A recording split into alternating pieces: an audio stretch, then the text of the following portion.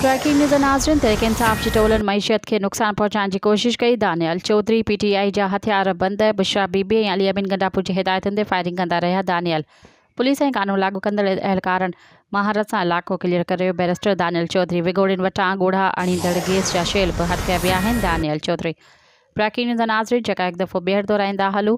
तहरीक इंसाफ जी Tollens मईशत के नुकसान पहुंचाइण जी कोशिश कई। दानियल चौधरी PTI जे हथियारबंद बुशरा बीबी ऐं अली अमीन गंडापुर जी हिदायतुनि ते फायरिंग कंदा रहिया। दानियल पुलिस ऐं कानून लागू कंदड़ एहलकारनि महारत सां इलाइक़ो क्लियर कयो। बैरिस्टर दानियल चौधरी विगोड़ियुनि वटां ॻोढ़ा आणींदड़ गैस जा शेल बि हथ कया विया आहिनि। दानियल चौधरी मज़ीद ख़बरनि ऐं तफ़सीलात लाइ विज़िट कयो असांजी वेबसाइट www.awamiNewsHD.com ऐं ॾिसंदा रहो अवामी न्यूज़ HD।